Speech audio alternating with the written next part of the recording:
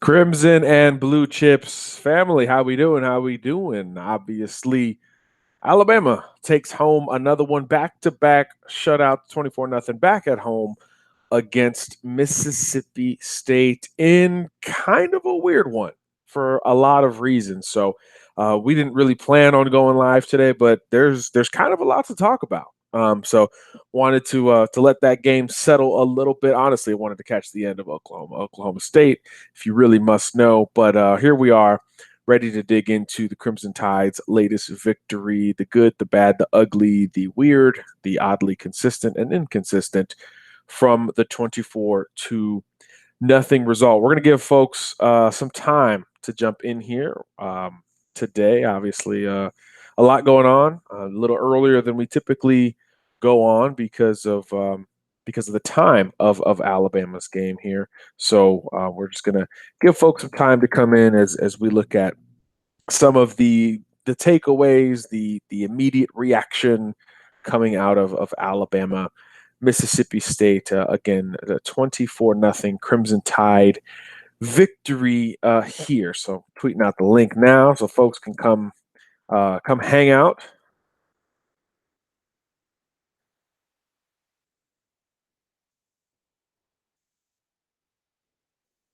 And there it is.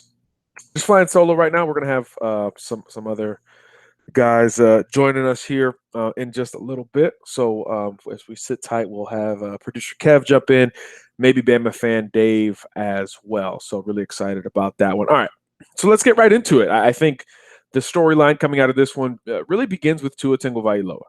I think the defense with back-to-back shutouts is going to get plenty of due, and we'll get there. But I think if our show is built for you, if our show is built for Bama fans, that conversation begins with Tua Tagovailoa, the knee, the injury, and even before that, not a vintage Tua performance, not his best effort of the season. Again, credit is going to go to Mississippi State's defense to some degree. Bob Shoop did a great job coming into the game. Clearly, he adjusted to the first punch, the first haymaker landed by Mike Locksley and Tua early in the game when he had that defense off balance.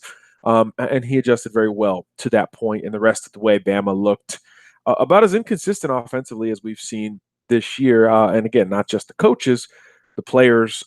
That D line is as good as advertised, whether it's Sweat, Simmons, Chauncey Rivers. How about Willie Gay? Huge game for the Starkville native. Obviously, in the biggest game of his career to this point, had the interception of Tua tonight as well, and a sack on the play before. So a big series for him.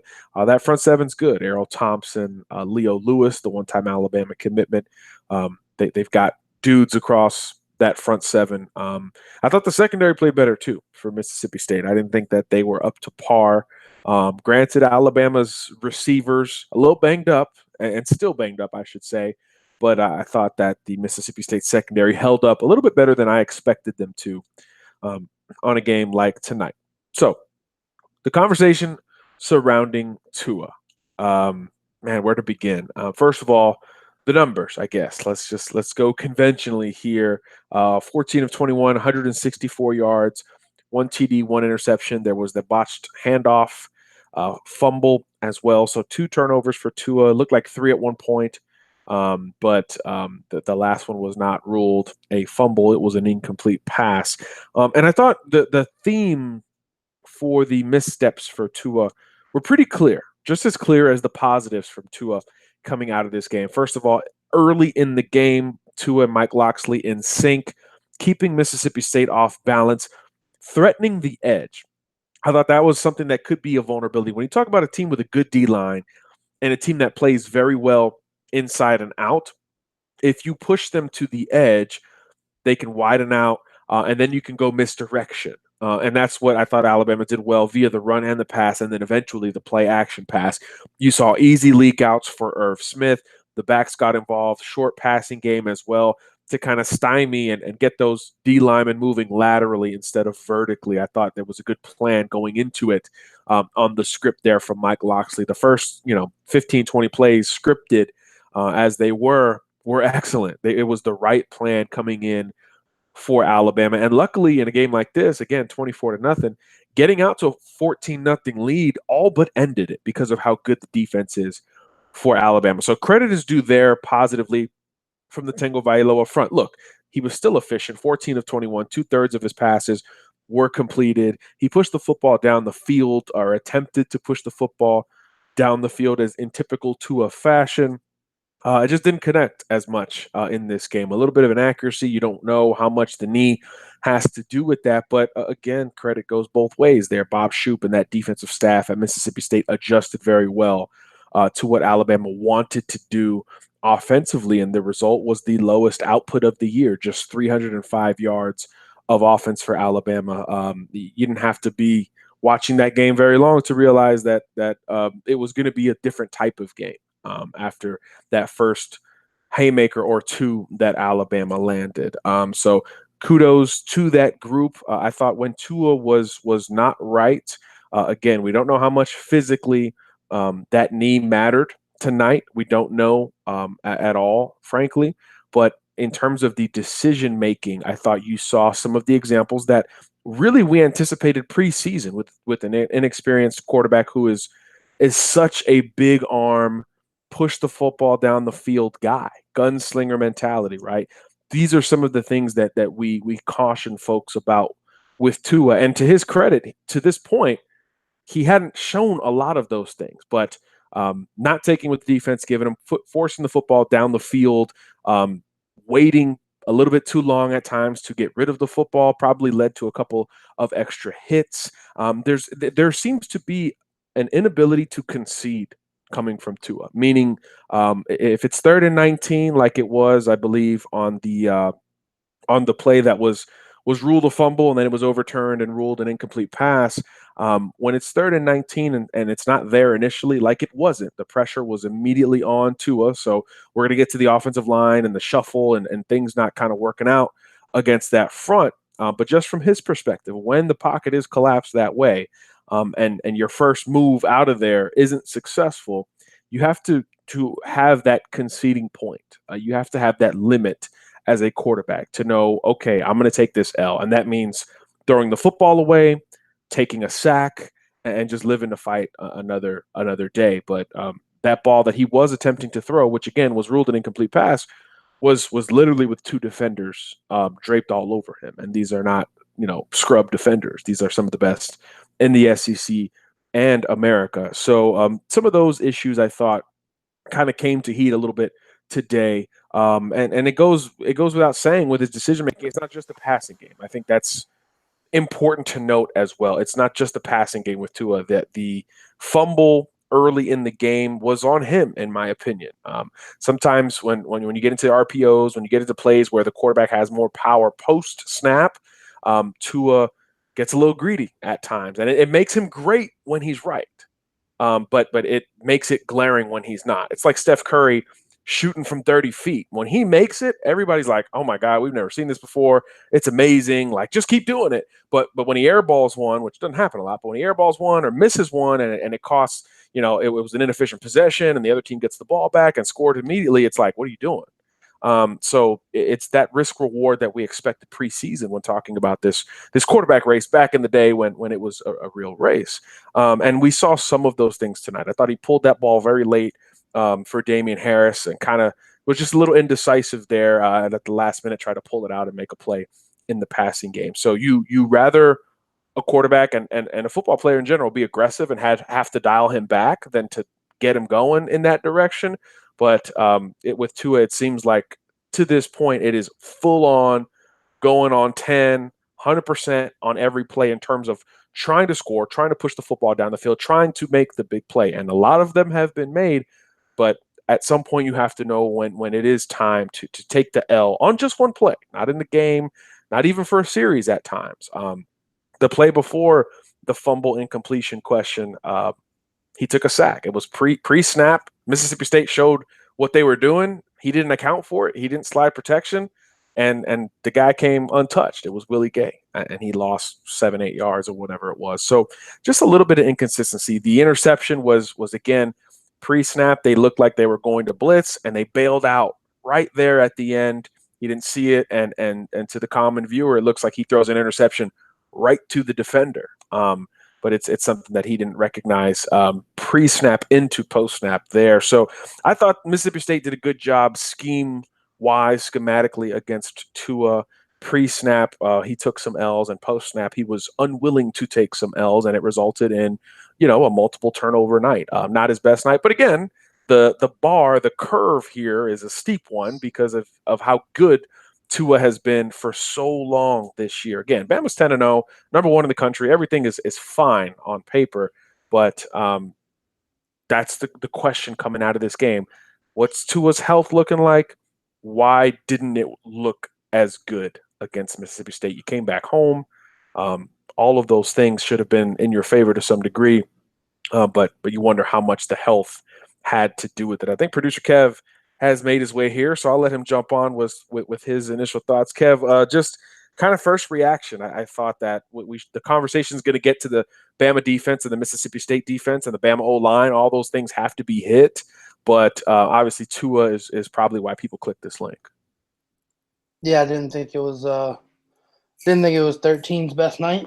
I thought I was here for a little bit of what you said, and I thought he made some, like we talked about earlier in the season or in preseason when we talked about he's a risk taker, he's a gunslinger, he's going to take those chances, and at some point during the season, it is going to affect the game, and I think you saw a little bit of that tonight. Like you said, he missed a couple reads, pre-snap, post-snap. They dropped what appeared to be a blitzing linebacker back into coverage, and he got picked off and fumble. Definitely was trying to be a little too greedy, leave it in there a little too long with Damian Harris, and try to pull it real late. And for a quarterback, you got to be decisive on that. You either got to pull it or you got to give it. And I just thought that he struggled. I don't think he wasn't his best outing, and I think a lot of that has to do with, not a lot of it, but there's going to also be some on the offensive line a little bit. It didn't look the same after. But I was gonna leave that to you. I obviously the conventional thing is, hey, Deontay Brown got banged up, Lester Cotton came in, and things looked and felt different. But that was also around the time when it was 14-0, and Bob Shoop was like, okay, like my game plan sucked, and now we have to change things. Now we gotta change it up. It goes there too, but obviously there was a shuffle on the offensive line, and Mississippi State started pinning their ears back, but things didn't work. I thought on the right side things were not working in the passing game. But what did you see kind of when the injury to Brown happened, and then just what was different between the early part where everything was kind of looking like a normal Bama game this year versus how it turned out? Yeah, Deontay Brown obviously going down made a difference in the run game. Like I said last week, I thought the emergence of Deontay Brown and was a big factor in the emergence of the run game. So this week, you lose him, right there around the 14-0 mark, and you get some change up from Mississippi State, and now they're bringing pressure, and they're doing this, they're doing that, and it just it kind of took. I don't think that group really got back to it for probably a majority of the game there, and so I definitely think it's something moving forward. Hopefully, I don't know. I haven't seen anything. Have they made announcements on injuries yet, or? Yeah, I'm looking it up right now. Okay, because I'd be interested to see what the Deontay Brown, what they say about him. Hopefully, they can get him back because he was definitely a big part of that. Saban said it was turf toe. Turf toe. Oh, that sucks. Yes, it does. That's an awful. As much as of a especially for a 340-pounder or whatever he is. As much as of a like people punk the turf toe injury, like that crap sucks. Like it's a sprained toe pretty much. Yeah, will basically not heal fully until 2019. Yeah, exactly. Until you're done Yep. playing. So you Right. pretty much just have to tape it and ride. And when you're a big guy, it sucks because it's usually the big toe, which is you're pushing off on that bad boy. So Yep. it's never a fun thing. So hopefully that'll get taken care of. Um, so I think that if they can get him back, I don't obviously you're not gonna you're not gonna worry about it with Yeah. sitting And up for, coming for up. for what it's worth, Nick said that quote Tua could have gone back in the game if he needed to. He got hit low a few times out there today, and I think he got hit in the front of the knee, not the back, which is what the initial problem was. I think he's okay. End quote. Bama's said that for a I'm while, but about it to seems say I like feel every like time he that's gets hit, I feel like Twitter collectively, clutches their pearls and their teeth, and they're just scared I almost feel like when he takes off. But Nick said again that he could have gone back in there, and that pretty much that he's good. yeah, I feel like they're saying that. I feel like that's the default answer. Like it's the autocorrect. Like he's getting ready to say, "Oh, Tua was bad," and it autocorrects that he could have gone back in. Um, I feel like they're gonna say that. They're gonna say that no matter what. I mean, only Tua knows only Tua and the training staff, I guess, and Nick and whoever else know no one outside of We may Tuscaloosa. not. I mean, they may not know till tomorrow. Honestly, like you said, he was hit a lot tonight in different places. So I think we may not even really know until tomorrow just how rough of a night it was there for Tua. But again, a lot of reasons for it. I know we're going to spend some time here talking about it, but not all on Tua, obviously. Yeah, some of the throws weren't on target as we've come accustomed to. But again, if you just look at the numbers, 14 of 21, buck 64, one touchdown, one pick. I mean, the rating is still 138.5. It is his lowest, or second lowest rating of the year. He actually was rated lower against LSU. It was 129.5. He threw 25 of 42 for 295, two touchdowns, one pick, but that rating was lower. So the efficiency was actually better tonight compared to the LSU game, but obviously the attempts, yards, touchdowns, long, all of that lent towards that LSU game. And obviously, he ran much better against LSU. 3 carries for 49 yards. Tonight, technically, 8 carries for negative 24 yards. So he kind of collectively brought the rushing averages down there for Alabama on a night that wasn't the best rushing either. And Josh Jacobs had near 100 yards, and that was kind of it for Alabama rushing the football. But obviously, Tua did not get out there and scramble as much as we've come to see from him as well. We actually just got a question here in the live chat, I should say, coming in from Cass. Hey, would you say this was Tua's worst game? Would love your opinion. The numbers say no. The numbers, if you go by the rating, would say that the LSU game was actually the worst game. But if you go by adjusted QBR, which is another, there's quarterback rating, which is kind of the long standing metric. There's raw quarterback rating and adjusted quarterback rating. So really quickly, traditional quarterback rating, the LSU game was worse for Tua. If you go from the raw QBR and the adjusted QBR are not yet available per ESPN. That's their metric, so they haven't released it yet, and it makes sense because the game pretty much just ended. But the raw QBR in the LSU game was his worst of the season, 82.4. So if you go by the numbers, it looks like it could be. It's in the running there with LSU, but I think perceptionally, just casually, without breaking down each of his 42 attempts against LSU, and he only had half those attempts tonight, 21 attempts. You would think that he played much better against LSU. Even the interception, if you just isolate, if you forget that he threw for more yards, double the amount of touchdowns, and the same amount of interceptions, not to mention rushing for a touchdown. If you just think of the interceptions, LSU going down the football field, long yardage to go, and you take a shot that the pass rush flushed you from. Tua was flushed left trying to hit Jerry Jeudy, who had beat Kelvin Joseph on his route, but the delay in getting the football out allowed the safety time to get there, and it essentially worked out as a punt, and Bama just punished LSU thereafter on that drive.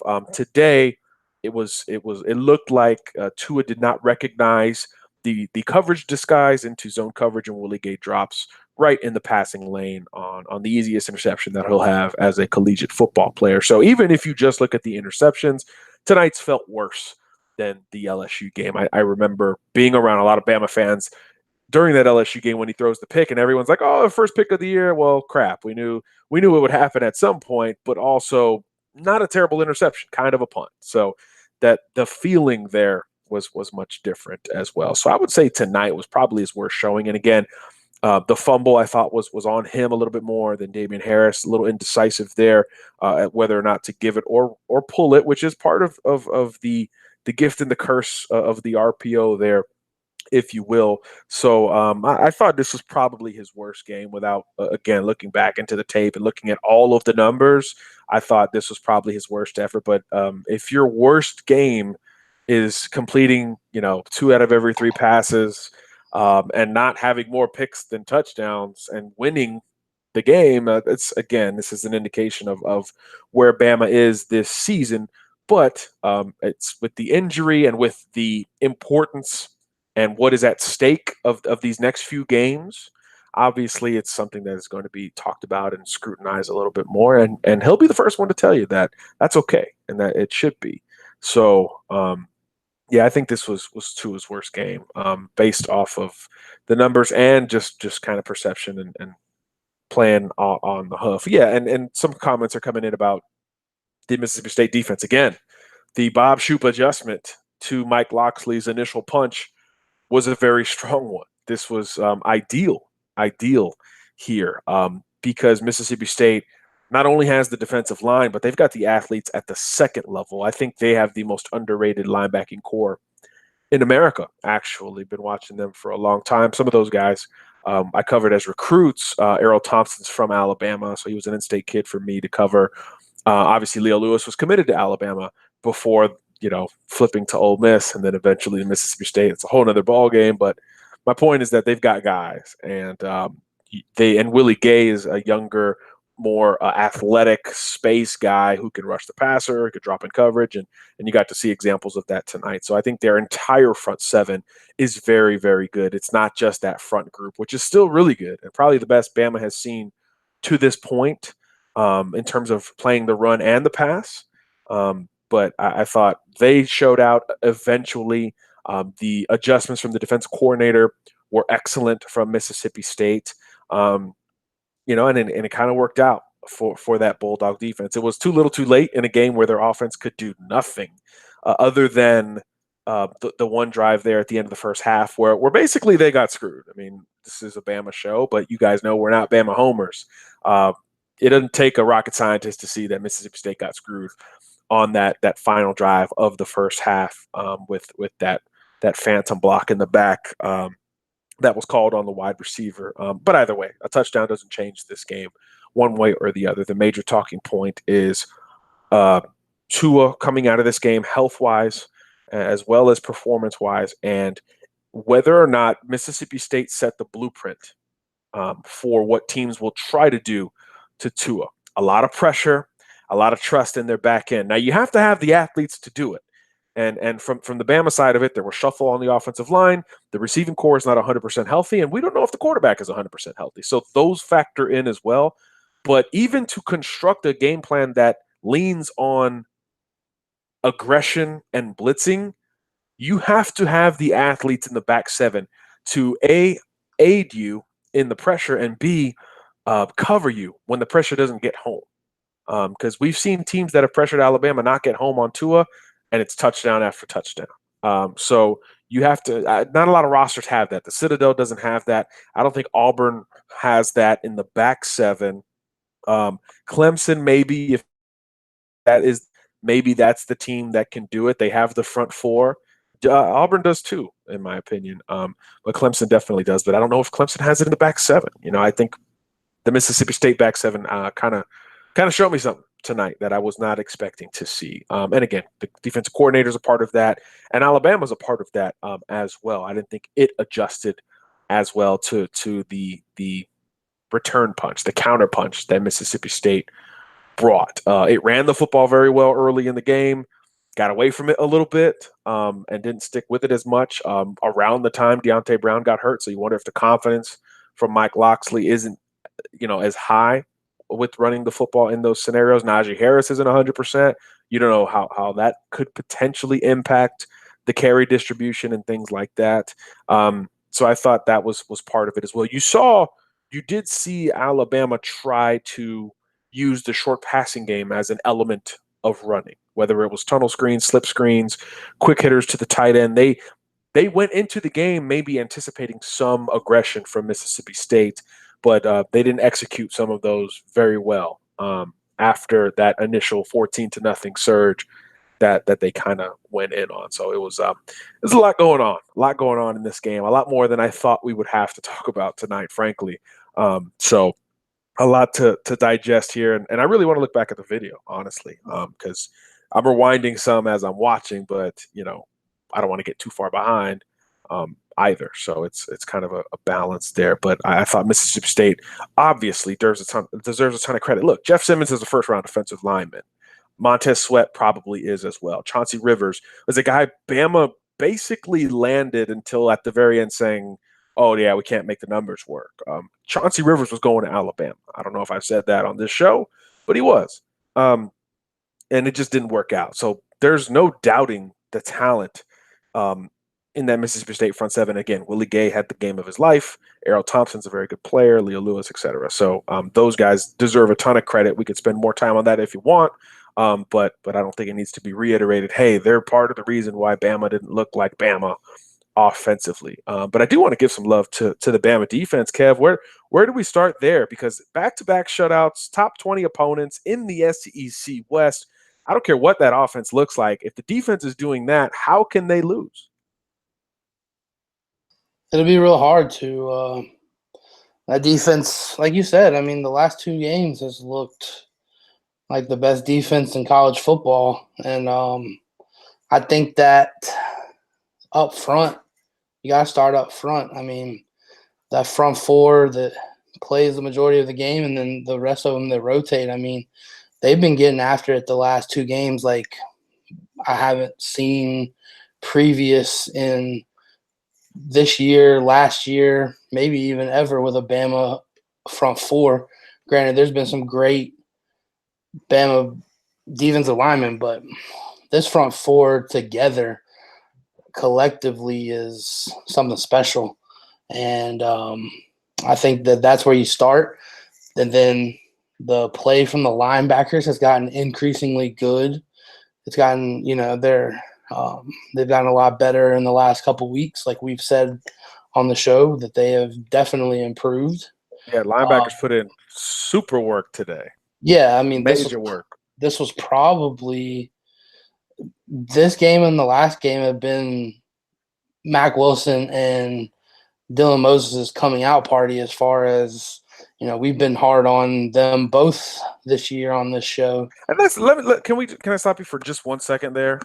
Like we are, like you said, we've been hard on people. Like if you want pom-poms on Twitter and pom-poms in here, like, look, this is my office, y'all. Like, that's my college jersey. Like, this is who I am.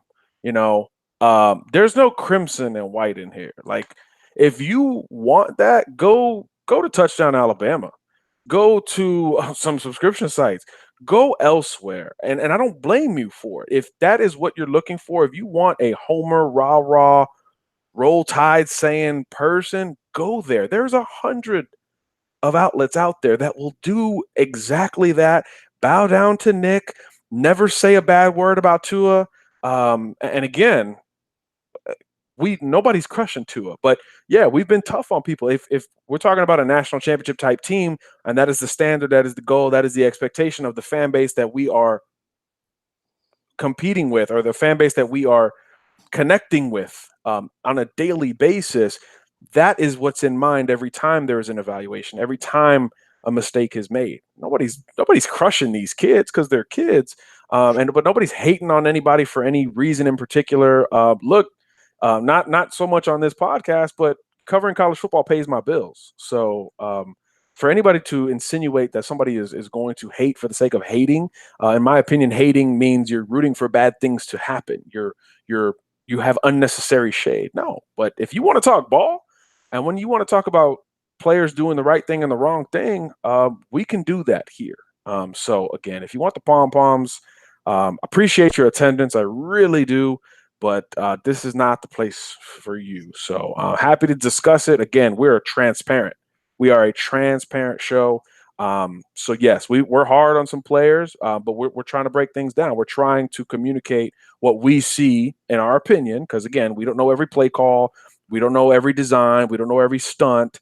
But from what we see with a football education, 30 plus years between the two of us on right now, that's where we're coming from. And that's all. That's all it is. I just wanted to say that because we got crap on Twitter about it.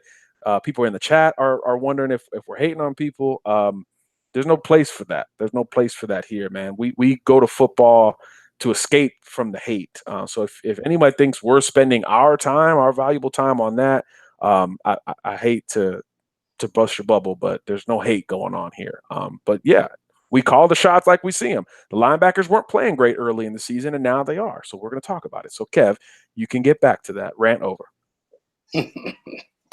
Figured that would catch it. Let's see. So yeah, linebackers definitely didn't play well at the beginning of the year.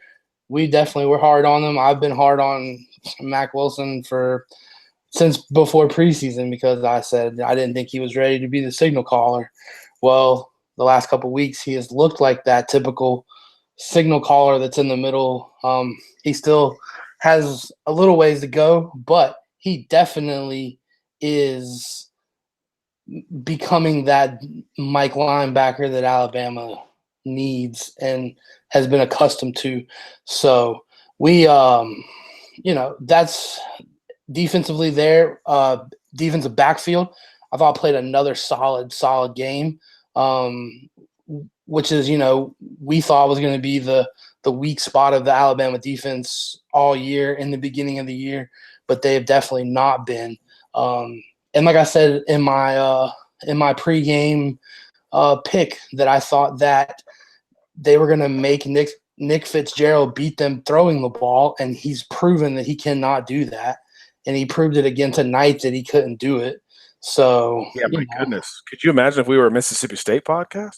Yeah, Jesus. I mean, Nick Fitzgerald has once again. Nick Fitzgerald gets for some reason, gets a lot of hype. He's a good runner. He didn't run well today. Good runner. Well, that's what I said. I said, he is a good running quarterback, and I said that he wouldn't, that they were going to shut the run game down, and they were going to make him throw the ball and win the game. Yeah, and he hasn't. I don't know his exact stat line from tonight, but if he threw for under 100 yards, then that would be 4 in the last 6 games he's thrown for under 100. He was 11 of 20 for 125. Okay, so on the night, so 125. Yeah. So, yeah, not a great game. He is a good runner. He's their leading rusher, and he's not a. He ran for negative 23 yards. Yeah, he's their best runner, and he ran for negative 23. And he was. Because sacks count as a rush in college football, but I don't know why that's a thing, but that's a thing. Yeah. So, but yeah, that's what they were planning on doing. I felt like they were going to stop the run. They're going to make Fitzgerald throw the ball. Not a good thrower. Great runner, not a good thrower. So, and he hasn't been the same since last year when he got hurt. And we've said it. I've said it before. We've said it. We've talked about it. He doesn't look the same running the ball that he did pre-injury last year. So, that's my defensive takeaway. I thought they played really well all around. Again, the front dominated. The linebackers played well, and the defensive backfield also stepped and played well again. Yeah, Mac Wilson in coverage much better. Special teams played good. Ali Cajo getting a fumble recovery. Yeah. Speaking of linebackers, yeah, for sure. And then that D line, man, it's like every time you almost. Like the law of, it's like we talk about with the offense, right? Before today, what were we saying? Like At some point, you would think that this team would need Jalen Hurts. At some point, this team would need to look or play like last year's Alabama. And tonight kind of felt like that night for some stretches. So on the other side of the ball, defensively, you expect, okay, can this D line continue to be this good? You heard it on the broadcast. You thought about it coming into the game. This Mississippi State O line is veteran laden. They've got a lot of Bama guys on that O line, by the way. And it didn't matter. It didn't matter. They were double teaming Quinnen Williams. He was still making plays. He opened it up for Isaiah Buggs. He opened it up for Raekwon Davis. LeBron Ray got some burn and made some plays. Johnny Dwight got in there and made multiple plays. Yeah. A guy who is from the Wayback Machine, if you go into recruiting, fifth-year guy, I believe. So that's when it really starts to get scary. When you have one or two dominant players, fine. But when their dominance is leading to supplemental dominance, if you isolate Isaiah Buggs' 2018 season, he's going to be drafted astronomically higher than he was going to after last season. Oh, for sure. He theoretically could have came out last year and got drafted, what have you, but this year he has hit another level. So you credit Quinnen Williams, you credit the kid, you credit everybody. Craig Kuligowski, Tosh Lupoy, who's been very aggressive. There's a lot of like unsung heroes on this team. This is what I'm getting at defensively. But we gotta spend more time talking about these guys because Isaiah Buggs has been a borderline star for Alabama. I mean, you're starting a true freshman corner who nobody has worried about once. I mean, think about that. You're the number one team in the land. Sure, he was the number one corner in the country and maybe the best I've ever scouted. But besides that fact, he's still a true freshman out there playing with supreme confidence and not making anything that makes a broadcaster go to the conventional, oh, well, he is a true freshman. You're not hearing any of that. That is quite the luxury. And that's without your best corner, by all indication, for at least for this year. So this Bama defense has been unbelievable. There has been incredible progression from every level. The pass rush is looking better. The edge players, you talk about guys getting healthy. Christian Miller looks healthy. Anthony Jennings looks much better coming off of the edge. It's still not the ceiling that we thought going into the season with Terrell Lewis and maybe Ayabi Anoma getting some burn, LeBron Ray playing a little bit more, but those guys are looking much better, and the defense will surely need to get more due. We've got Bama fan Dave with us. Dave, we were just talking about how we're not pom-pom waving Bama fans. But you've done that a couple times. We're getting a bunch of crap for calling it like it is with Tua. What did you see from Tua tonight? What was kind of how did you go through the game with Tua before I give you some numbers? Yeah, he looked banged up. That's what I gotta say there. I mean, no doubt. Honestly, he took way too many hits for my liking. Every time he hits the ground, whether it be on a sack, whether it be he runs for a couple yards, I just hold my breath. I don't know the other Bama fans out there, and I thought they were taking some cheap hits at his knee, especially on his last play. The guy clearly went down low. No reason for that. I agree. Yeah, so I hope he's all right. I don't know what Saban said after the game, but yeah, he said he could have went back in the game, by the way.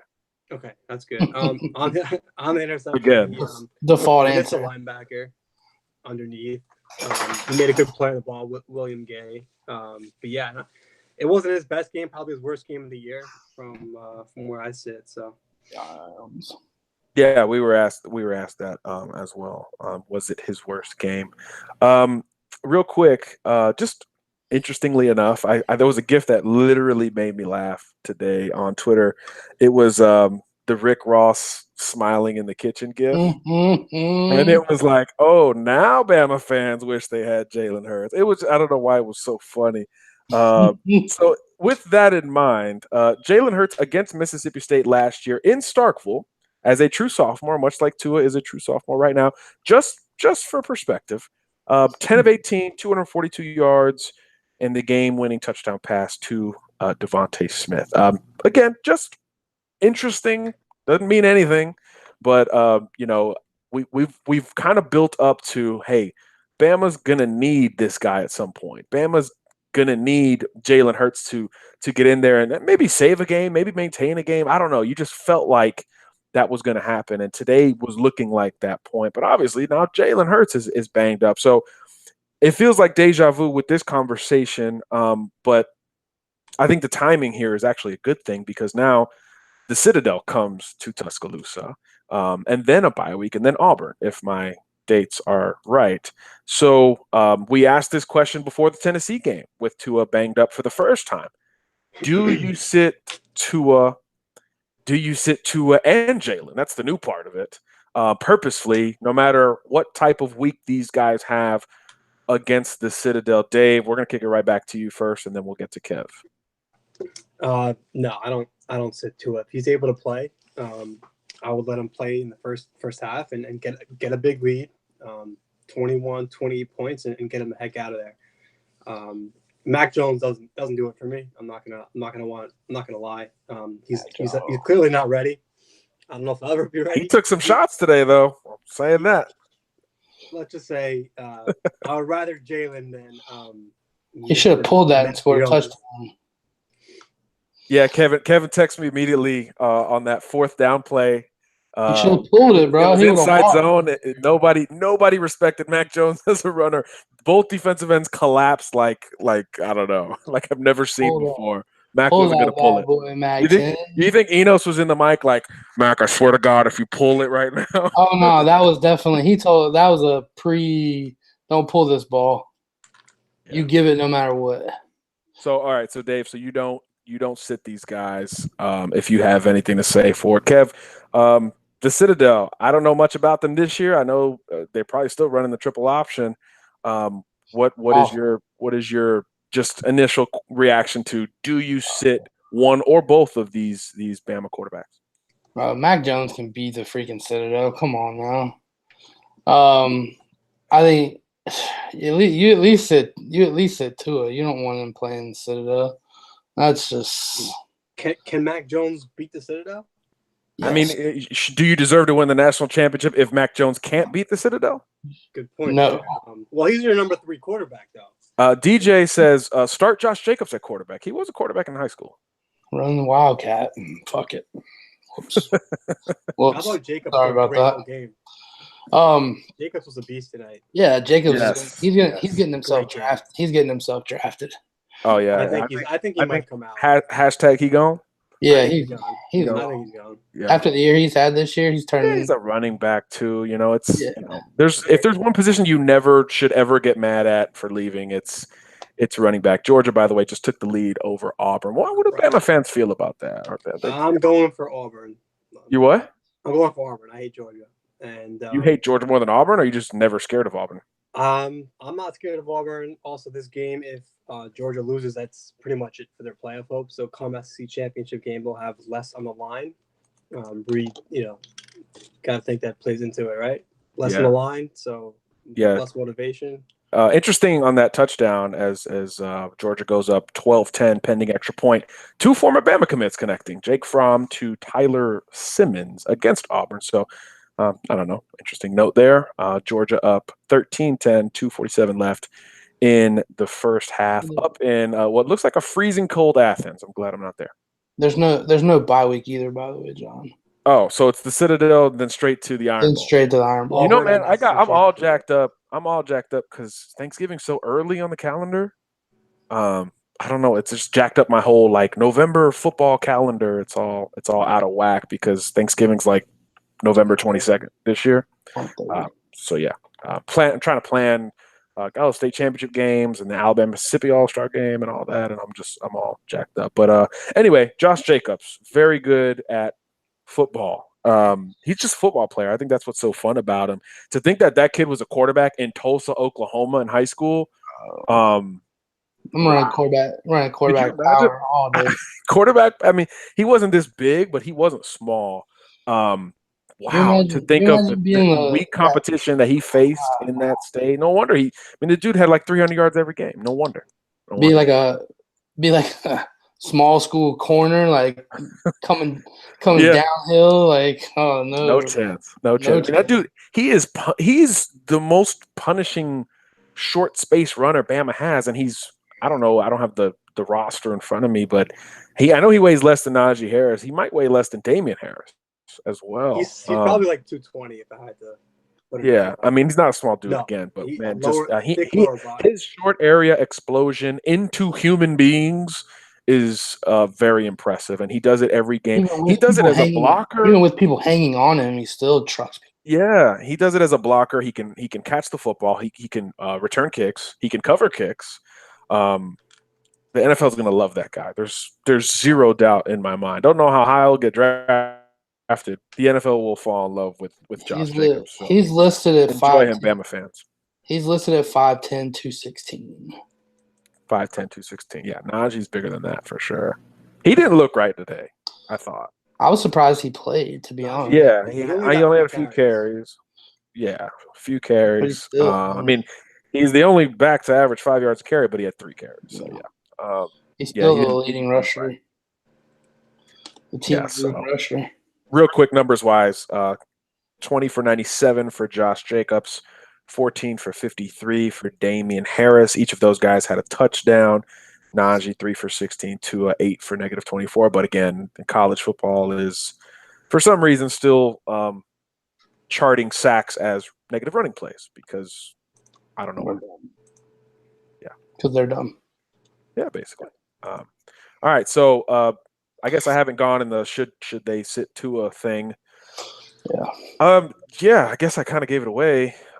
If you are to be the national champion in college football and you have the Citadel coming to your city, as the game day song goes, you should be able to win without your best quarterback.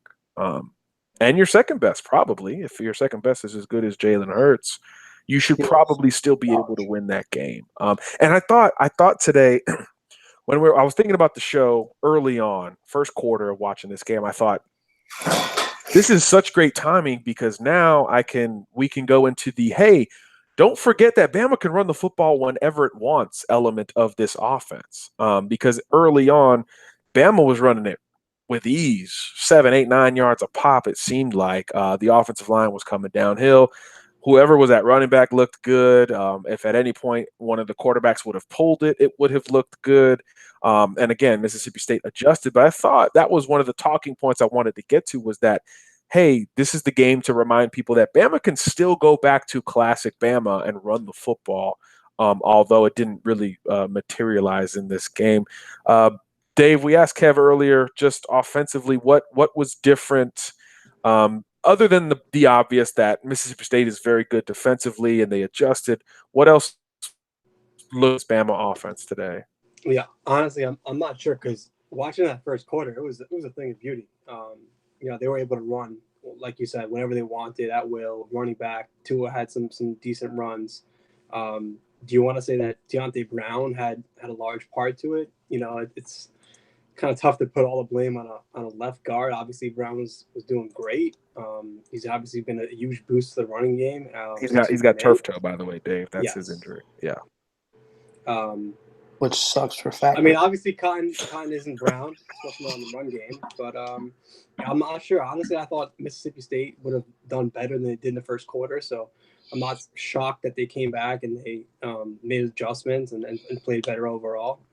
Very good front seven. So kind of what I expected overall from the game. Obviously, I thought the offense would probably have around 400 yards total offense. But yeah, this is a good, one of the best front sevens in the SEC and one of the best front sevens they're going to see all year. Maybe only Clemson has a better front seven. So, yeah, that's what I saw.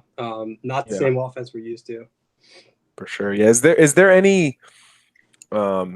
anything about this game, Dave, that makes you say the timing of this is good, other than the whole like should you sit Tua thing? Is there anything about the game that says, hey, like the timing of Bama not looking its best is good because one, you're going to have Citadel coming in, and Nick needs to rely on something during this week, but also in kind of pseudo preparing for Auburn, the SEC championship game and beyond, which are the expectations here. Is there anything good that comes out of a not great performance that you still come out victorious?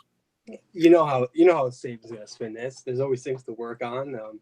The offense has definitely things to work on. The passing game wasn't crisp. You could say Tua was injured.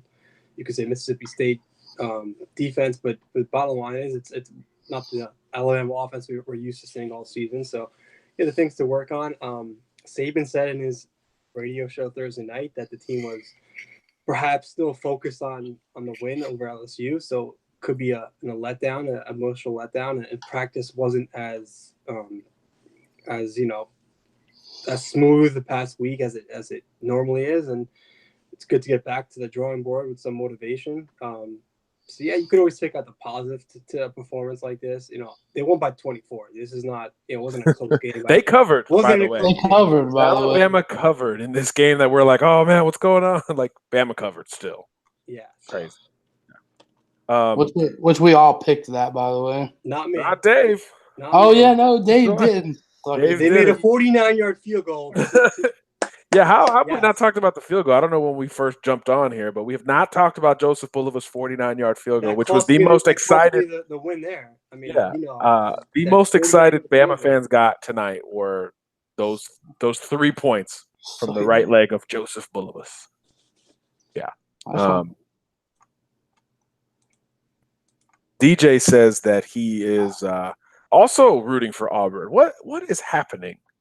I know I didn't grow up in this rivalry. I didn't grow up in this rivalry. Why are Bama fans going for Auburn? I feel like that should never happen. I feel like that's a Carolina basketball fan cheering for Duke. Yeah, what's going on here, Dave? Like, what are we doing here? Why are we cheering for Auburn? What's happening? What does an Auburn win do for them? That makes them more hype into the game. So it's all about the standings and perspective, and then rivalry. Yeah, they'll be ranked in the top 20 come Iron Bowl. There'll be more hype. I'll beat they're obviously not going to win the West. See, this proves, like I said, Georgia has good of a rivalry. They lose this game, their playoff season's done. So yeah, Kev, go ahead, Kev, because I'm with you. Go ahead. We're about to leave. All our viewers are leaving as we speak. This just proves to me that the Iron Bowl isn't that big of a rivalry as people make it out to be. Come on, guys. You can't cheer for the arch rival. Ever. You can't ever cheer for the arch rival. Dave? Yeah. I'm going for I do not care. Dave's about a war eagle on this show, and all credibility will be lost. That's interesting. But you're not the only one. So that's so there's that. I'm still confused as well. But hey, it's 2018. I guess everybody's progression is a part of life now. I guess we're all soft to an extent. 5-Star Hustler says, now wait a damn minute, Dave. Yeah, there we go. Let's go, 5-Star. Been disagreeing with me, but let's get back on the good foot. DJ asks, is Tua still the Heisman frontrunner? I have no idea. How did Will Grier look today, Kev? I honestly don't know. I know they blew out TCU, but I didn't snap. He wasn't running second, though. The better question is, how did Kyler Murray look? Oh, well, they won because the Oklahoma State quarterback missed an open receiver in the end zone. They won by default. Kyler Murray's good, but I guess I don't know. I feel like they have to win the Big 12 to be there. Will Grier threw for to a minus 1,200 this week, so he's pretty much locked that up. Will Grier threw for 345 and 3 more touchdowns. Will Grier's Big 12 is ridiculous. What TCU supposed to have? Like they're supposed to be the only defensive team in the Big 12. What happened to that? Sucks this year. Yeah, and they're 4 and 6. Like Ohio State killed TCU, I think. Yeah. Can I just talk about how good I'm doing this week? Also. No.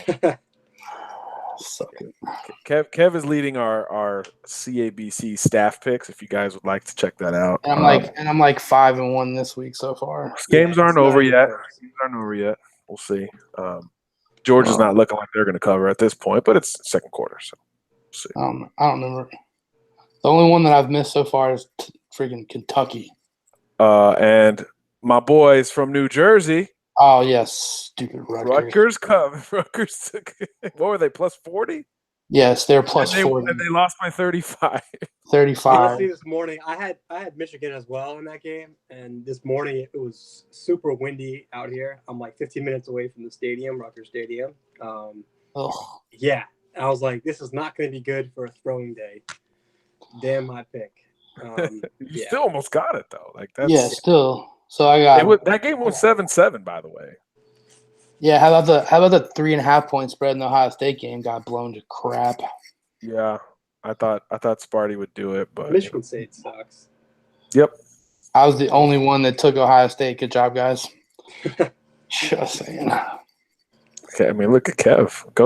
Go win money through Kev, guys and gals listening. Go. Hey, honestly, this is the first time. Like I told a significant other today that I said this is the first time I've ever been good at picks because actually, I said we're keeping track of it now, and I said I'm actually good at it. And I looked at because I was watching game, and she was like, "Why are you care about the score?" And I was like, "Because I need the score to be right." I was trying to explain the 23.5, the half point, and she was like, "I don't." And I was like, "I don't really get it either, but it's field goal." It's hard to explain to somebody who doesn't. Yeah. Yeah, and I was like, field goal touchdown could be the difference. Like, hey Dave, were you saying that Auburn secondary is not good? I never said that. Or was that in the chat? Because Jake Fromm just hit Terry Godwin for about 60 yards. So they're not good. 20-10 Georgia going into the half. Unless my man Rodrigo Blankenship misses this extra point. yo, Rodrigo, bro. He's a goat. He's got his own movement. I mean, what's with a legend. What's with your South Florida Miami? Don't say mine. It's not mine. Well, hometown. Okay, so yeah, I'll take that over Rutgers. But yeah, what do you want to know? Down 3 to Georgia Tech. Miami's trash. Miami punted on the season. What? That's bad. Miami's been trash. Miami punted on the season when Virginia smacked them. Their offense can't do anything, and no defense wants to play Georgia Tech. Nobody wants to deal with that. No, nobody wants to deal with the triple option. Yes, no one wants to play that. You shouldn't play Clinton Williams. You shouldn't play anybody that wants their knee to not get blown out. Yeah, like nobody likes preparing for a triple Georgia option because they're playing them the last week of the regular season, the week before the SEC championship game. Yeah, that's a gift. It's a gift for Alabama. Yeah, knock those knees, guys. I don't care how unathletic you are as an offense. If you run a triple option, you are it's so physical. It's a different kind of physical. It's not Bama, LSU, Iowa, Wisconsin. This is a different kind of physical. You are literally jumping and rolling and avoiding and using your hands more. It is a completely different approach defensively against that. They work on, the defensive line works on cut block drills and how to recover from the cut block drills. Yeah, but it's different when you're dealing with offensive linemen who do this for a living. Like they do this every day. It's the hardest thing to simulate in football, in my opinion. But honestly, if you have other than a left-handed quarterback who's from Hawaii, if you have a good tackling defense, I mean, you shouldn't lose to these guys. Oh no, I'm not saying they're going to lose. We're just saying that it's an awful. Yeah, no, it's not a fun defense to play. Obviously not, but it's not an offense you should be. There's no ball. There's no ball in practice. There's no whoever Miami plays next week, take them and the points. Yeah, there's no ball in practice. There's no – you're just running to your spot and you're getting the crap cut out of you, and it's awful. Yes. I don't like cut blocking, and I was an offensive lineman. And for me to think about having to cut block every play was an awful, awful thing. Yeah, so if Bama fans want to get ready, kind of, for next week, watch Georgia Tech, Miami right now. It's a little different. Georgia Tech has widened it. They've widened that. Yeah. It's almost like a Citadel's is like more a single wing, like a spread. It's like a spread attack. Like Auburn used to run the spread power game. It's like a spread option game at Georgia Tech. The Citadel will be more conventional, more like Army, Navy. Yeah, but more contained. It won't be as wide as Georgia Tech's, but the linemen will be doing the same things. It will be just as annoying for those defensive players. I don't know why anybody schedules an option team in the non-conference. I don't know why. It's awful. But I know it's hard for teams to get Bama, so that's part of it too. And they're getting a nice bag. Yeah. All right. Jackie White was at the game. Jackie just getting home from the game. Mississippi State's defense is legit. Yeah, it looked like that on TV as well. Yeah, for sure. Bunch of first-round dudes on that D-line. Sweat Yeah. and Simmons will be the first-round picks this coming draft. Yes. And Chauncey Rivers is a good player. Willie Gay is a really good Rivers, player. Yes. Thompson had a decent game when he was in. Errol Thompson, Florence, Alabama represent. Florence Falcons. Yes, sir.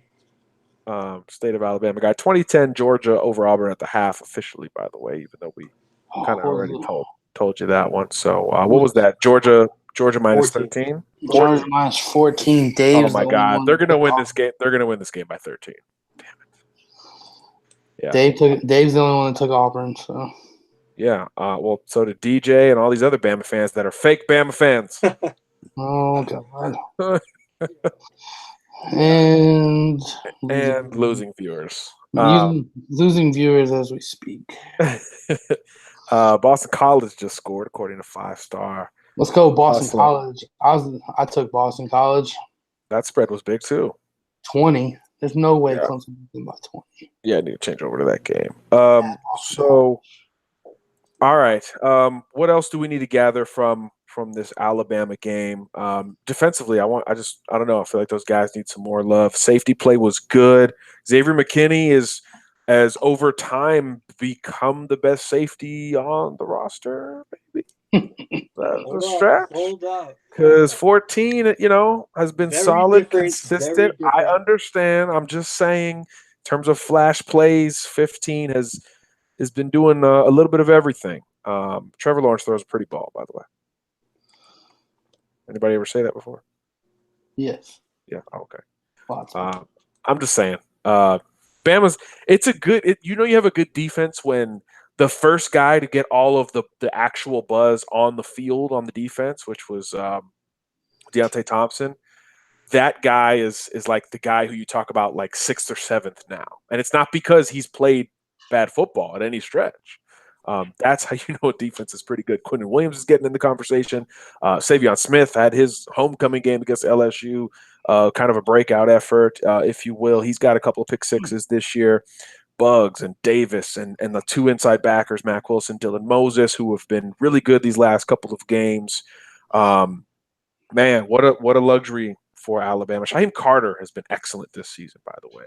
Very solid for Alabama. He's just like the assignment guy. That guy's never out of position. He's not as athletic as some of these other guys, not as big, not as long, but man, that guy is always in position, plays his role well, good tackler.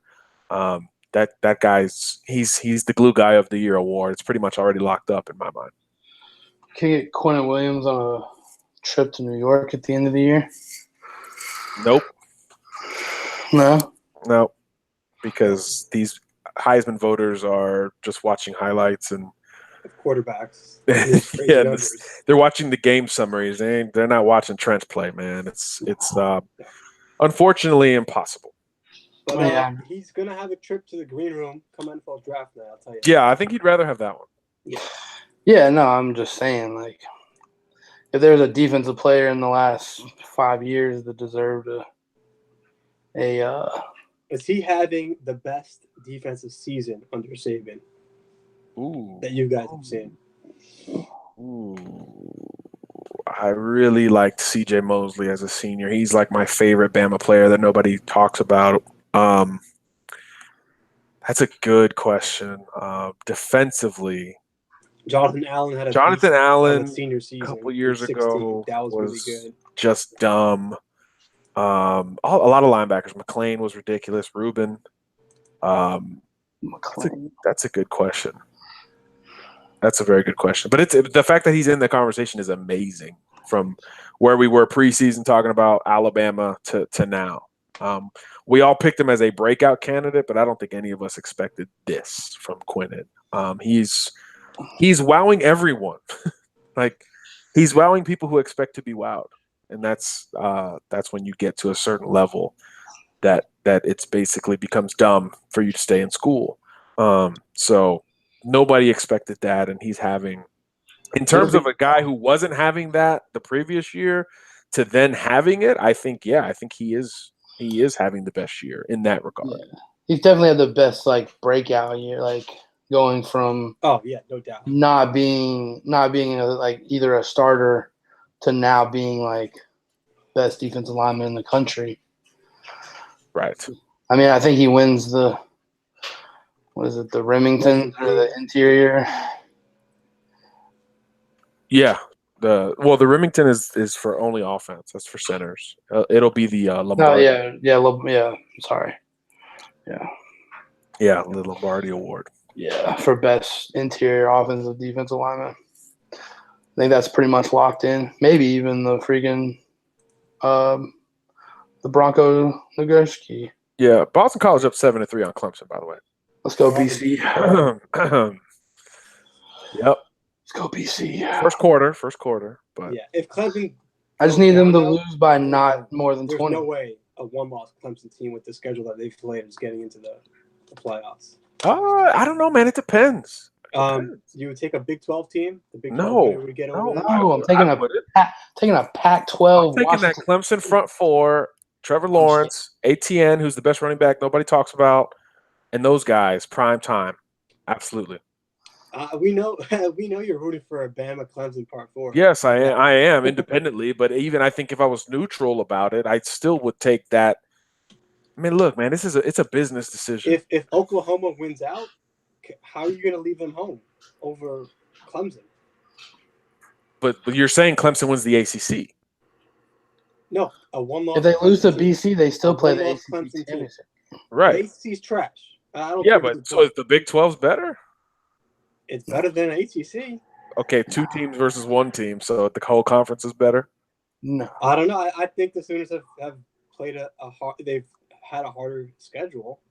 They've resume-wise. the Big 12 on paper might look better, but more points. West Virginia, they would have beaten West Virginia. If their Big 12 championship comes with beating West Virginia and getting a revenge win over Texas, maybe something like that would do enough. But I don't know, man. I think it's hard to keep a one-loss Clemson out of that thing. They got in last year with 1 loss, and they weren't this good. So, I don't know. We'll see. Obviously, the ball's in Notre Dame's court. go Irish. Yeah, the ball's in Notre Dame's court with those suey jerseys they're wearing tonight. They should have gone. They should have gone blue. They should have gone blue pants instead of gold pants. Notre Dame, so they can't get it right. Yeah, it depends on their. Obviously, they're an undefeated Notre Dame's not going to be left out no matter what. I would imagine. No. And then we got to wait to see what happens in the good old Big Ten.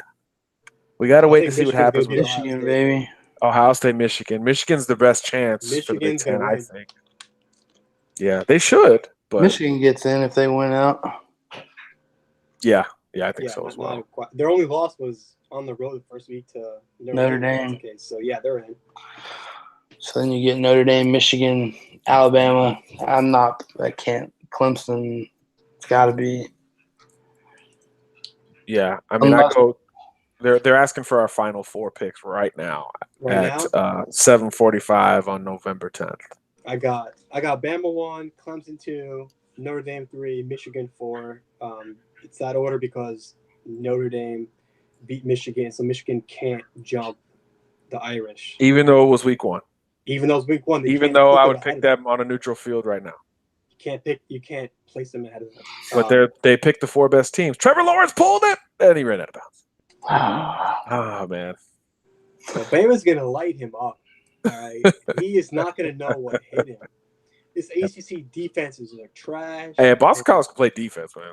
Yeah, but it ain't no Bama. So I don't think anyone would say that, but they can play some defense. So who's your 4, John? I got the 4 that it is now. Until it changes my mind, but I put Michigan above Notre Dame because I think if it's the 4 best teams, it's the teams that you would pick to beat the one behind it, right? Yeah. So we would pick Bama to beat Clemson. We would pick Clemson to beat both Notre Dame and Michigan, I think. But I think I would pick Michigan to beat Notre Dame. So if it is truly about the 4 best teams, then Michigan is better than Notre Dame to me. They have been much more impressive throughout the entire. And again, they lost at the optimal time to lose, week 1, and that game at Notre Dame, right? Shea Patterson's first game with UM, and it wasn't a blowout or anything. So I don't know. I think I would put them over Notre Dame. I would like to see them play again, That would be cool. I think a rematch in the semifinal would be nice. But I don't think it happens. I think either they drop the ball or Notre Dame drops the ball. I don't think they both get in. But as of right now, they're undefeated. Other than that one game against each other. So yeah, they got to be in for me. Kev, did you already go? No, I didn't go yet. I was waiting on you. Yeah. No. What you got? Bama, Clemson, Notre Dame. You're like Bama, Clemson, and who cares? Bama, Clemson, Notre Dame, Washington State. Fourth and goal for Clemson, and they just brought in Dexter Lawrence and Christian Wilkins. That for the fridge formation, package. That formation's not fair. Christian Wilkins at tailback. That formation is not fair. Play-by-play double tight end. Play action to Dexter Lawrence. Touchdown. That's not Dexter Lawrence. It's 80. Dang it. See, I really thought. I'd be rooting for stuff, man. Play action fake to Christian Wilkins, and Mylan Richard is wide open. Well, it's because they've shown that before, and it's been downhill. They ran power. Yeah, good ball handling by Trevor Lawrence. Bit of a jump pass and threw it over the outstretched linebacker. And Clemson is back on top, 10-7, in what also looks like a freezing cold game. Well, they're in Boston, so yeah, that sounds terrible. It's awful.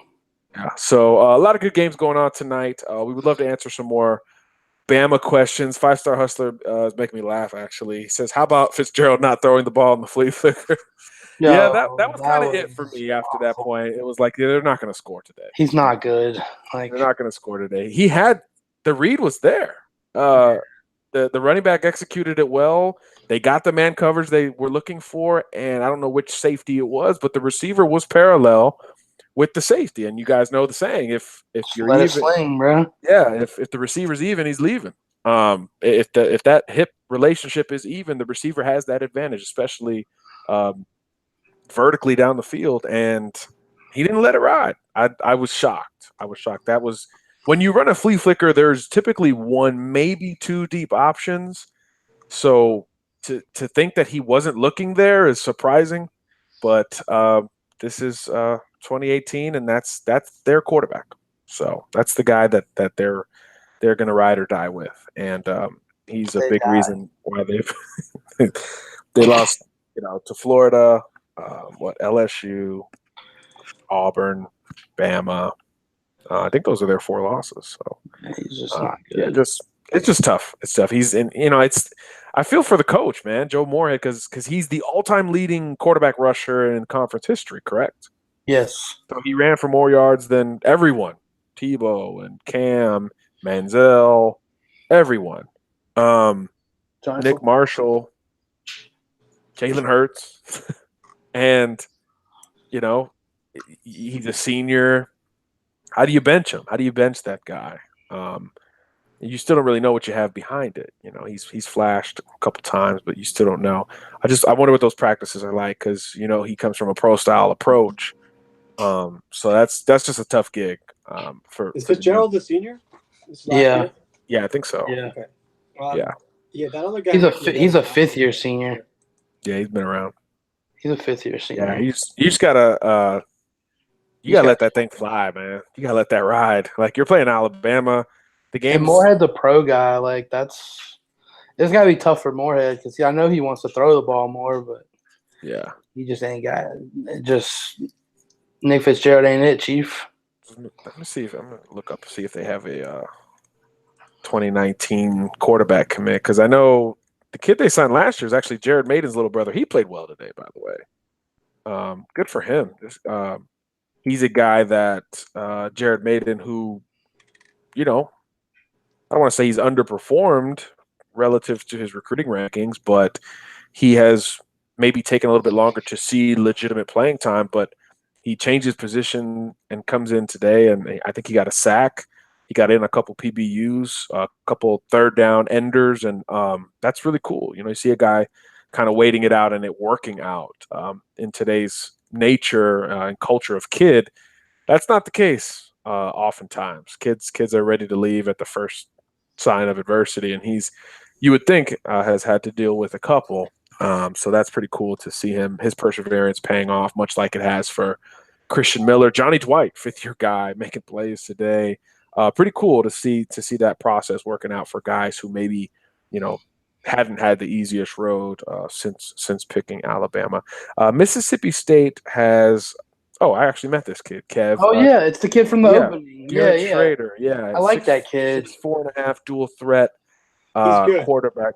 He's a good player. Really athletic cat, so he can do some of those same things. But he can throw it as well. He actually had a shoulder injury, right? When we saw him in the spring. He didn't throw it.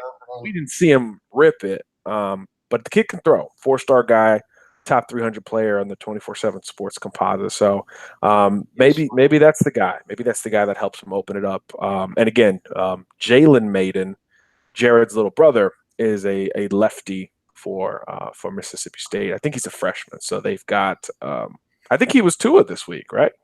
Did I read that?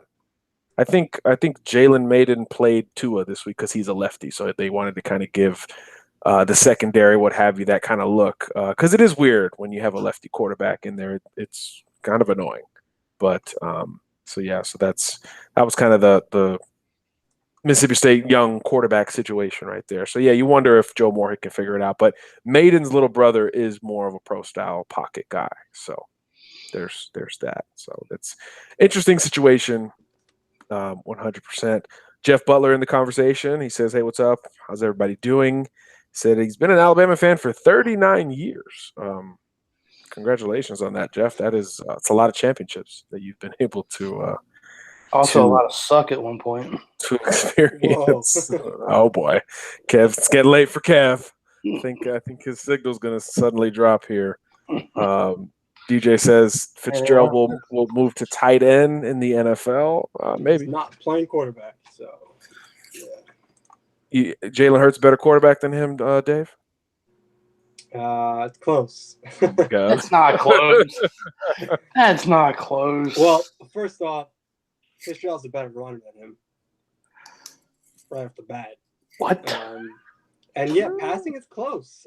I mean, maybe an improved Jalen, which we saw a couple minutes in blowout games this year. I got to see more of the improved Jalen to say. I can't wait to introduce you to Jalen Hurts one day. Hey, Dave, this is Jalen. He wants to say hi. It's gonna be a great moment. He's running for senator.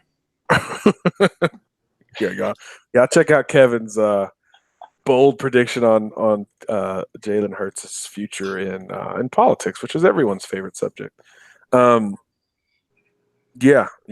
think both guys will have a cup of coffee in the league. But I think Jalen gets a shot at as quarterback. I really do. I know you're not going to go there, Dave, but I think he gets a shot in the NFL as a quarterback, at least in somebody's camp. He probably wins a Grey Cup too. He's going to hoist that Grey Cup for the Montreal Alouettes one day. Hey, if Jeremiah Masoli can win a Grey Cup, I think Jalen Hurts can win a Grey Cup. How about these Polynesian quarterbacks? Yeah. Taking over. Yep. Masoli, Mariota, Tamu Tuiasosopo. You got another one in the 2019 class or 2020 class. DJ, what's his name? What's his last name, guys? Ukulele. Don't say ukulele. Ukulele. He's good. Yeah, he's massive too. Yo, he's got a cannon of an arm. Yeah. Unreal. Yeah. I think Pickering was recruiting for Mississippi State today. Yeah, Nathan Pickering, that was an interesting visit. He was tweeting about attending the Alabama game, even though he is a Mississippi State commitment from Mississippi. And there's nothing wrong with that, but I believe when he was tweeting about attending the game as a recruit, he was tweeting like Hail State or they're going to pull the upset or something along those lines, which is, probably not the thing you want to tweet when you're going to be a guest and get free tickets from the other team. But I believe he changed that tune, and Alabama wants the kids, so they weren't going to turn down the visit. But just interesting. Somebody asked if he was recruiting for Mississippi State. I don't think it matters if he was. I don't think he was. But I don't think it would really matter if he did. There's not a lot of overlap with those targets for Alabama, Mississippi State, especially among the visitor list. The visitor list was the big names on that list Chris Bogle, Jordan Battle, Jeffrey Carter, the running back from Texas, who I always forget his name. These guys aren't Mississippi State targets. They're not supreme Mississippi State targets. So I don't think it mattered if he did recruit for Mississippi State. But obviously, he's still a target for Alabama. DJ wants to know, will Mac Jones transfer after this season? Nope. I don't think so. Nope. He's too he's one of those guys that he's gonna stick that bad boy out. He's good. Yeah, I think so. He's probably one of the guys coming out of the game that feels like he left something out on the field. He had an opportunity to make a couple throws and convert, and he just missed one.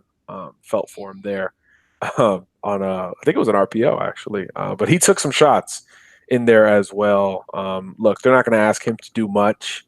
But I think if Mac Jones would ever leave, it would be later. It wouldn't be now because, Tua's got one more year, and then we don't know. We don't know for sure, right? So whether it's Mac Jones, Tua Tagoaviloa, Paul Tyson, one of these walk-ons, we don't know technically. So I think he would at least compete. Trevor Lawrence just pulled it again and got blasted. Like, what is he doing? Trevor Lawrence should be trying to run the football. I like it. Mac Jones needs to look up to Trevor Lawrence, even though he's older. Mac Jones. Mac 10. I love Mac Jones, man. I don't think he'll transfer. I think he sticks it out. Yeah. He turns in. I think so too. He turns into he's one of those program guys. He's good for your program. Yeah, you need those, man. You need those. And we just talked about guys who stuck it out and are getting rewarded 2, 3, 4 years later, like Maiden, like Johnny Dwight, like guys like that who have waited their turn. So yeah, I think he's one of those as well who gets his turn and hey, he's got touchdowns, he's got a ring, so it ain't all that bad.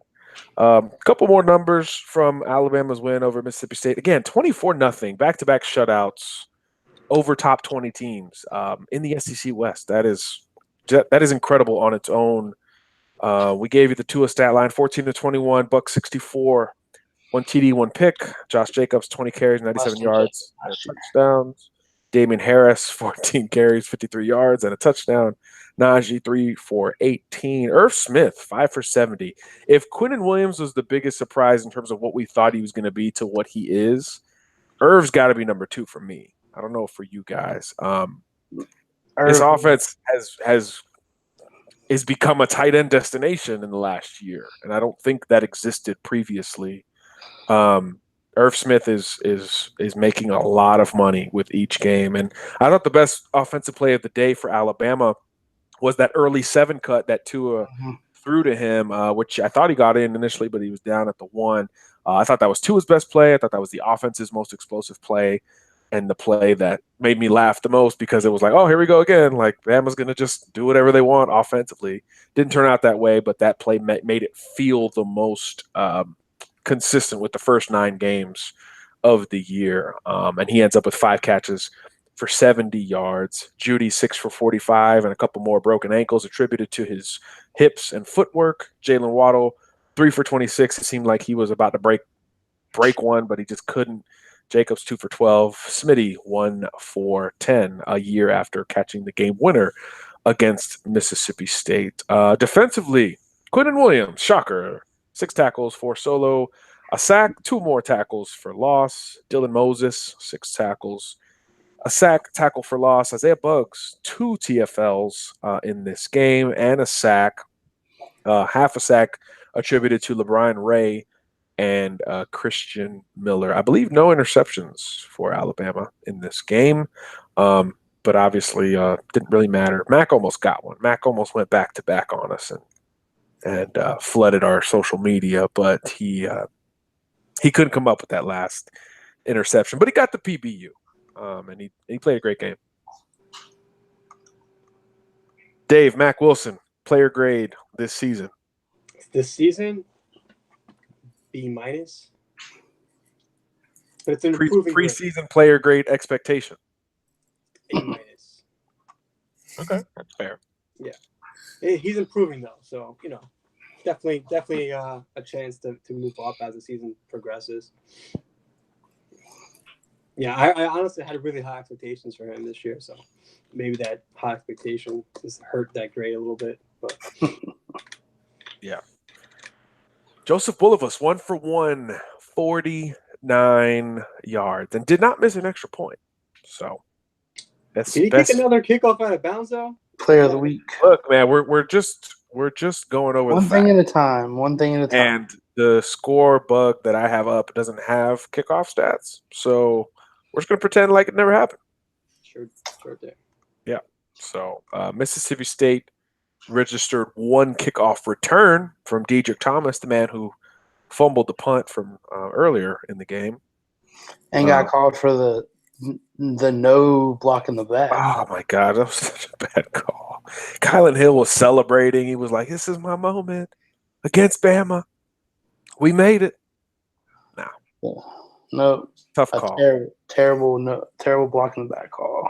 And if we're on the Shaheem Carter train, do we give him credit for drawing the foul as they talk about in basketball? Does he get credit for that? Technically, he was trying to make a tackle and was diving, so drew the foul. There was no. The record books will say that he drew the foul, even though it is one of the worst calls I've ever seen. He drew the foul. So yeah, foul drawn, 5 in red. Should have been 7 points on the board for Mississippi State, but yeah, but back-to-back shutouts, official. And back-to-back. DJ says Trevor Lawrence, low-key Vic. Easy. DJ asked a question that probably good for Dave here. Should Brian Robinson get the ball more? Yes, absolutely. So whose carries you taking away? I mean, I have him in the fourth quarter instead of Jacobs taking those carries there. The game's out of hand, right? So why give him those carries? I just think he should get more carries in games that are like out of hand, and he should get some more experience that way. But honestly, I'm a huge Brian Robinson fan, so I think next year he's gonna have a real breakout. Is he on the special teams? Do we know? He is. Yeah, he's definitely on a kick return. And I think he doesn't have any like redshirt possibilities. No, probably not. He played last year more than 4. Yeah, played last year, and then this year he's been in every game. Yeah, I just didn't know if that was an underlying thing that we didn't catch yet. So I'm just making sure. If you people in the chat think that was a good call, you don't know what football is. Who said that? It says it was a good call. Well, these are Bama fans, man. They should be saying that. That's what I'm saying. It's a shutout. Not a penalty if the ref doesn't see it. And if the ref does see it and it really wasn't a penalty, it really wasn't a penalty. Brian Robinson's not better than Najee Harris either. Dave didn't say that. No, it was said in the chat room. Yeah, I'll go ahead and take Najee there. A healthy Najee. Yes. But Brian Robinson's been better than I thought he'd be in college. I'm not gonna lie. Yeah. In high school, he didn't drop my jaw as much as any of the other backs on the roster. So good for him. That means he put the work in for sure. But yeah, he definitely Najee needs to get healthy. I think everybody understands that. So. Brian Robinson, he'll have a good year next year, and Najee will be a good two-headed monster, and then you throw in like a Trey Sanders, maybe even. So. Kev calling some shots over here. A good three-headed monster if you get Trey in there. No love for my boy Jerome Ford. I always forget about him. Keelan Robinson. Based off of what? Najee's a 220-pound scat back. Oh, man. Somebody doesn't know. Oh, no. Oh, no. Najee is not a 220-pound scat back. Scat back? Najee runs people over. Oh, man. This is going to get bad. I'm not doing it. Nope. Najee not a scat back. That's all I'm doing. He flopped. He flopped. Herman says he flopped. That's so good. See, he I did draw love the it. foul. That's what I'm saying. He drew the foul. Like when LeBron flops and gets the call, his teammates clap. So that's what Shaheem And he Carter gets a should lot of get. lose. Football flops. Here we are.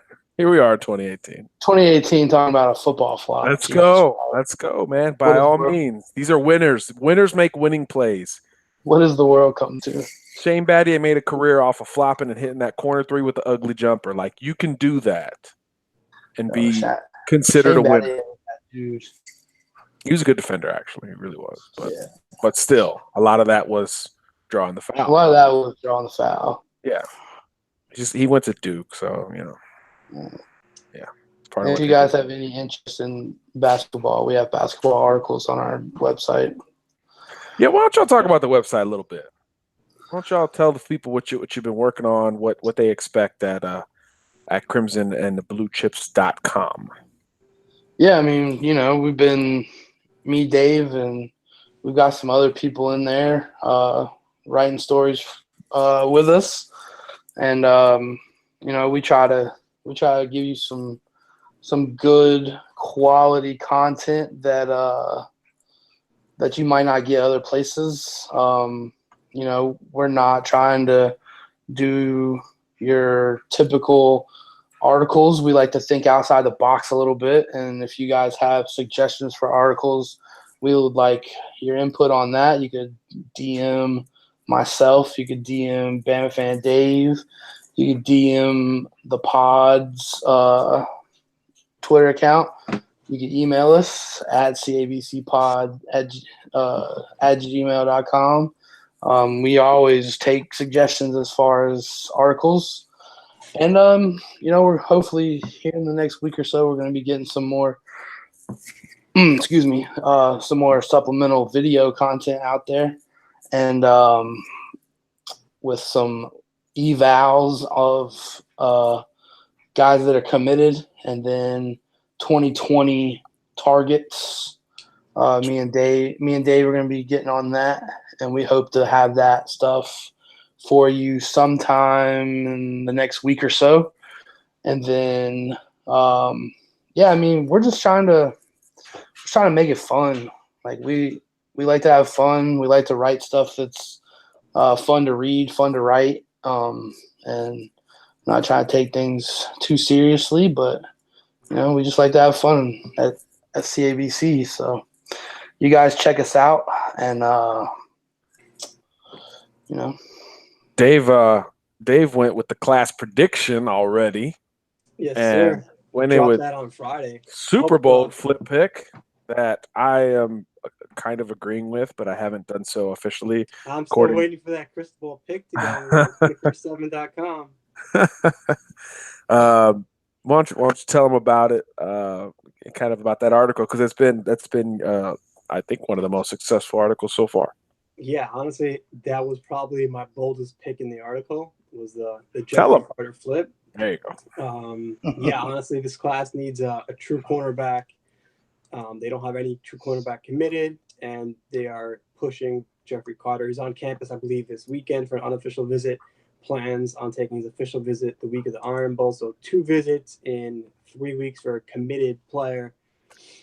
Looking good for a flip, if you ask me. But, yeah, you never know with these Texas kids, Jimbo Fisher. So we'll keep an eye on that one. But, yeah, as of now, I think he's going to be in the class. Carter, a guy that we've been talking about a lot in the last week. So, yeah, Bama fans, y'all check the fellas out. Some bold stuff from Mr. Dave on there, Bama Fan Dave, of course. And, yeah, a lot of cool content, including our picks and our explanations for every Bama pick that we make. And, again, Kevin and I had Bama covering the spread, even though they only did so by 0.5. So check that out. Check out the standings there. Laugh at us. All that stuff. That's where we're at. That's where we're at. All right. Final thoughts, I guess, guys. We gotta start wrapping this thing up because I'm trying to watch the end of these games. Yeah, man. Well, Kev, go ahead. Oh, well, yeah, just for us, check us out on the website. It's I said at Crimson and Blue Chip. CrimsonandBlueChips.com. Check us out. Follow the social medias at CABC Pod on Twitter. Bama Fan Dave 2 on Twitter. Producer _ Kev on Twitter. Let's see. Subscribe. Subscribe to the YouTube channel. Rate us. Subscribe. If you haven't subscribed, subscribe again. Subscribe. Create a new account. Subscribe again. Have you been doing that? What? You got some burner accounts there to get the numbers up? I think somebody has a burner account. Oh, I don't know. I'm not. I think we got some fans here. CABC Army. Let's go. He's got our back. That's our man Monroy. I got a whole army, bro. I already know who that is. That's Monroy. I don't even have to look at the chat to know who that is. Legitness. But yeah, follow the Instagram at CABC Pod, and the Facebook is Crimson and Blue Chips. Yeah, very good. Subscribe once again. Dave, final thoughts on the game? Just kind of final thoughts on the weekend before we hit into another week. What do you got coming on the website? What is your mindset as an Alabama fan at this moment? 10-0 for the millionth straight season. Back-to-back shutout victories on top of the world. No threat of not being number one next week. What's that like? Awesome. I love how the defense has really stepped up their game the last 2 weeks. You know, all season's been the offense is amazing, best under Saban, which is true. But you could tell that the defense had enough of that talk, and seriously, time to give them some love. So yeah, let's give them some love. 2 great games. Citadel next week. Triple option offense should be a good game if no one gets hurt. That's the plan. Get some young guys experience, and then move on to the Iron Bowl week after that, and get everyone healthy. That's key also. Tua, Deontay Brown, need those guys. Wide receivers, a little banged up the last couple of weeks. So yeah, I feel like Ruggs and Smitty just haven't played that much. Yeah, you know, I don't think they were 100%. You know, hamstring injuries with Smitty, those hamstring injuries are a bitch. So yeah, these guys got to get healthy come playoff stretch time. So yeah, let's get it next week. Citadel should be a 11 o'clock start. I'm not sure I'll be up for that. Probably record that. But yeah, 100% transparent on this show because Dave's Friday nights are something that I need to look into a little bit more. Hey, I got one more plug. Go check out my man, Coach Syrup. That's the shirt. Yeah, he's got a really cool mentoring program. If you're anywhere in the Georgia, Atlanta area, it's called Put Me In Coach. They do more than just athletic stuff. Their mantra is coaching doesn't stop in a sport, it continues on into life. That's deep. Very deep. That's like a Saban line right there. You didn't read that or anything. Yeah. So go check him out. Put Me In Coach. It's on all the social medias. He's got it on all the social medias. Put Me In Coach Inc. He sent us some cool stuff. So I just wanted to plug him real quick. We had him on the show earlier. If you haven't, go watch that video. And there's a story up on the website about it. Really cool dude. Coach Syrup. Pancake syrup shots for his offensive linemen. Like regular syrup. Yeah, like amazing. So yeah, actual syrup, not. Yeah, it was a good story. We did it a while back, and I told him we'd probably have him on again here as their season wraps up. They played a playoff game last night. I think they won, but I'm not 100% on that. So. Yeah, very good. Yeah, so Coach Syrup's good dude. Great story. If you're a football fan, like that's one of the best stories of the year. So yeah, so that'll do it. Again, guys, hit the subscribe button if you hadn't already. We really appreciate it. And check out the content. Those guys' website is cranking out. You know, I'm doing my thing, 24/7 Sports, Bama Online. We had Hank South on, what was that, yesterday? Yes, yesterday. Huge recruiting weekend on deck for Alabama. So today was about the game.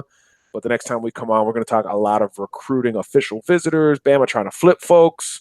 The Iron Bowl visitor list is disgustingly amazing if you're a Tide fan. Jake Fromm just threw a pick. And yeah, there's a lot going on. So we'll be back here at some point soon for more in written podcast, all forms for you guys to consume. Yeah, we're gonna stay transparent. So please be transparent in your feedback. Let us know how we're doing, and we'll be back pretty soon. Content coming from those guys, crimsonbluechips.com. 247sports.com as well. I'm very tired. Thank you guys for hanging out with us. For producer Kev in Charlotte, North Carolina. For Bama fan Dave in New York City suburb we won't discuss on this show. I'm John Garcia Jr. from Tampa, Florida. God bless everybody. The CABC crew is out.